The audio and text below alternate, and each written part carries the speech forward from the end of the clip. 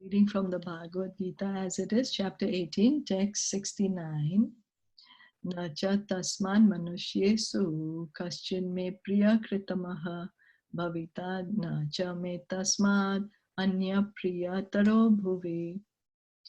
Translation by His Divine Grace, A.C. Bhaktivedanta Swami Srila Prabhupada. There is no servant in this world more dear to me than he, nor will there be ever one more dear. So yesterday we read how Krishna is saying that somebody who's explaining the science of Bhagavad Gita to others become very dear to him. This is what he's saying, that there is no servant in this world more dear to me than he, nor will there be ever one more dear. So the devotees who are explaining the science of Bhagavad Gita, they are very, very dear to Krishna. Very dear to Krishna. And we can try to follow in their footsteps. Text 70. Adye siyate cha ya imam dharmyam samvadam avvayo jnana yagnena tenaham ishtaha syam iti me matihi. And I declare that he who studies this sacred conversation of ours worships me by his intelligence. So when we are studying the Bhagavad Gita, we are worshipping Krishna by our intelligence. We are engaging our intelligence in the service of the Lord by studying Bhagavad Gita. And so we are always encouraged to continuously study Bhagavad Gita throughout our lives. Text 71. Shraddhavan anasuyascha shrunuyad api yo naraha so api mukta subhalokan prapnuyat punyakarmanam. And one who listens with faith and without envy becomes free from sinful reactions and attains to the auspicious planets where the pious dwell.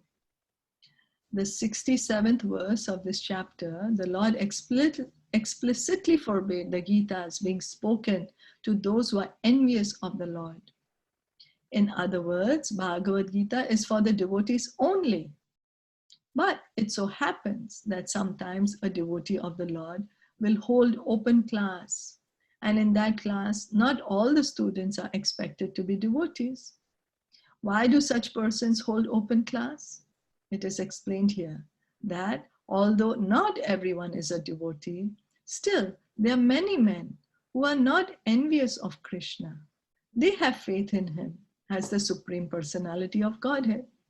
If such persons hear from a bona fide devotee about the Lord, the result is that they become at once free from all sinful reactions, and after that attain to the planetary system where all righteous persons are situated.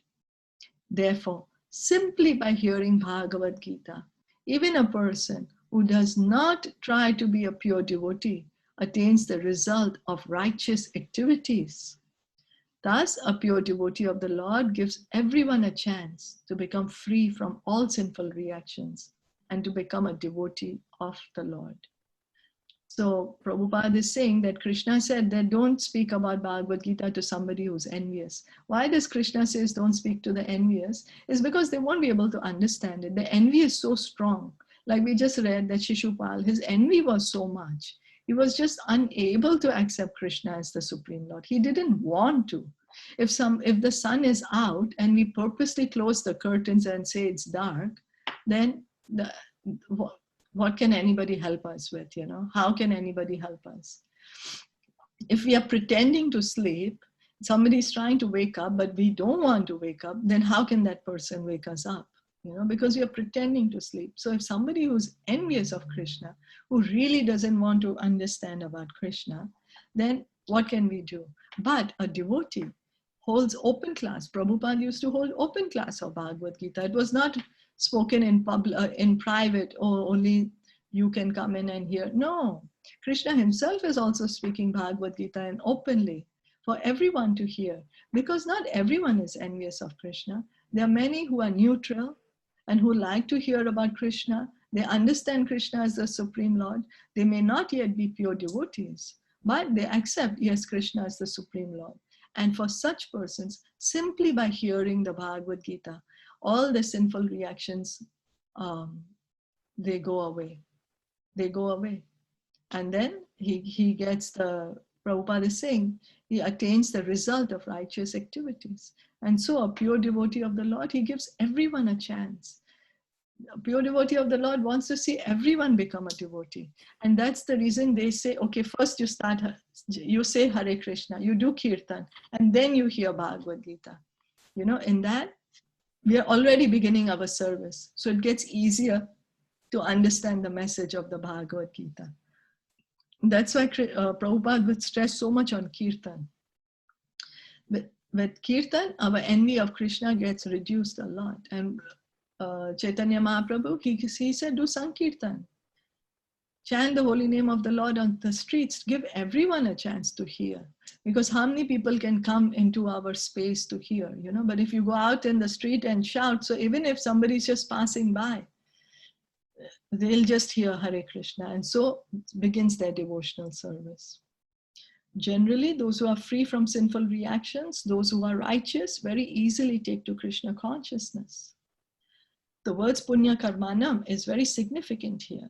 This refers to the performance of great sacrifices like the Ashwamedha Yagya mentioned in the Vedic literature. Those who are righteous in performing devotional service, but who are not pure, can attain the planetary system of the pole star or Dhruva Loka, where Dhruva Maharaj is presiding. He is a great devotee of the Lord, and he has a special planet which is called the pole star. So here Prabhupada is saying that somebody who's engaging in devotional service and yet not yet a pure devotional service, they can go and live where Maharaj Dhruva is living, the pole star, where even Shirodaksha Vishnu is there in the ocean of milk over there in the pole star. So, and whatever stage we are in, doesn't matter whatever stage we are in, it is in our own self-interest if we can start hearing and chanting Bhagavad Gita, Bhagavatam, hear the holy name, chant the holy name. And so a devotee wants others also to get this benefit. He's very compassionate. It's not that the devotees are nothing to do and that's why they're just chanting and dancing the whole day. No, they want to give this good fortune to others, so others can also go back home, can feel the bliss of Krishna Prema, be again in their relationship with Krishna. So in fact, the devotees are working in the most correct manner. They're working hard the whole day and they're working for the benefit of everyone. Lokahita, they're working for the, for benefit of each and every living entity. Is that okay?